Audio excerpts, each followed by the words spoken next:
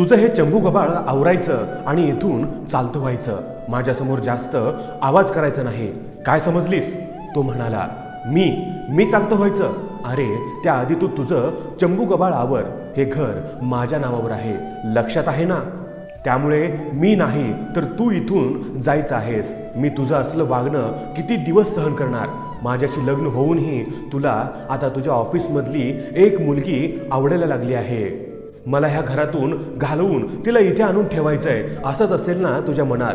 पण तुझा हा कावेबाजपणा माझ्याजवळ चालणार नाही, समजलं ना?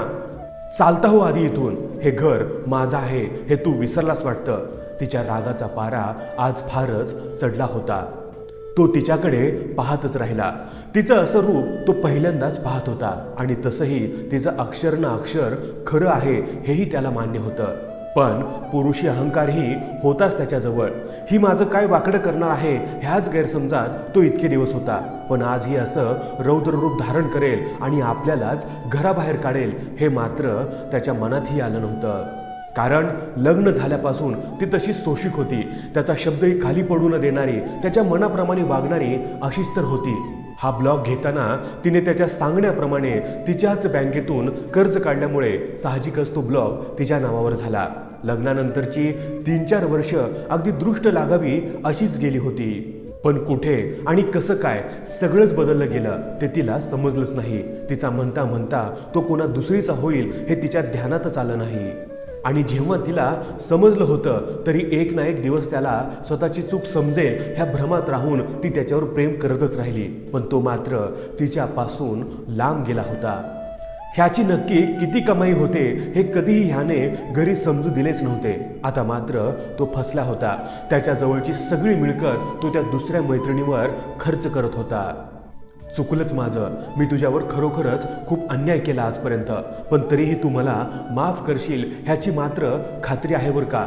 तो तिला गृहीत धरून धूर्तपणे हसत हसत म्हणाला. आता सध्या तरी घरातून बाहेर जाणं त्याला परवडणारं नव्हतं. आणि जाणार तरी कुठे? त्या दुसरीच्या घरी काही तो जाऊ शकत नव्हता. कारण तीच तिच्या मामाच्या घरी राहत होती आणि एका लग्न झालेल्या पुरुषाशी आपले प्रेमसंबंध आहेत हे तिने तिच्या घरी कळूही दिलं नव्हतं. त्यामुळे तिच्याकडे जाऊन राहणं त्याला शक्यच नव्हतं.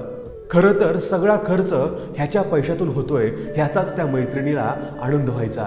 तिचं त्याच्यावर खरं प्रेम असल्याचंही ती फक्त नाटक करत होती.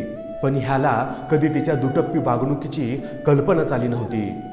कमाईचं असं काहीच नव्हतं त्याच्याकडे. त्यामुळे इथे राहण्याशिवाय त्याला गत्यंतरच नव्हतं. म्हणून तो अशी बायकोची वरवरची मखलाशी करत होता. ही चूक माझ्याकडून झाली असती तर तू मला माफ केलं असतंस. तोंडाला येईल ते बडबडू नकोस. लग्नानंतरही बायकोचं प्रेम प्रकरण कोणता नवरा सहन करेल ग? त्या बायकोला लाज वाटायला हवी असं वागतं ना.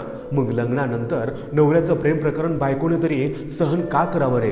त्याला लाज नाही का वाटत असं वागायला? मी तुला माफ करेन ही अपेक्षा तू माझ्याकडून करू नकोस. जाऊ दे ना. त्यापेक्षा आपण दोघं आपलं भांडण इथेच संपवून या घरातच एकमेकांबरोबर आनंदात राहूया. सगळं विसरून जाऊया. अरे पण आता मीच तुझ्यासारख्या लंपट नवऱ्याबरोबर नाही राहू शकत.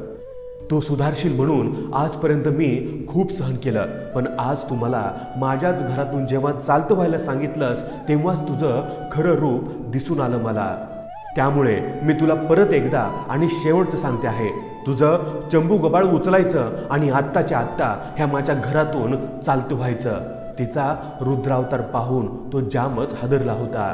त्याने बिनबोभाट त्याचं सगळं सामान घेतलं. घटस्फोटाचे पेपर्स तुला लवकरच पाठवून देईन. त्यासाठीही इथे परत येण्याची गरज नाही. तूही मोकळा होशील आणि त्यापेक्षा तुझ्यापासून मी मोकळी होईन. आज ती वेगळीच भासत होती त्याला. तो त्याच्या प्रियसीकडे गेला आणि त्याने तिला सगळं सांगून टाकलं.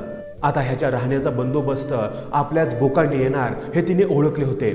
सॉरी, माझ्या मामाने माझं लग्न ठरवलं आहे आणि मलाही ते मान्य आहे. त्यामुळे आपली ही भेट शेवटचीच असणार आहे. मला विसरून जा. आणि तसंही मी तुझ्यावर टाइमपास म्हणूनच प्रेम करत होते. आता असल्या कफल्लक आणि बेघर माणसावर मी कशासाठी प्रेम करू? Bye bye.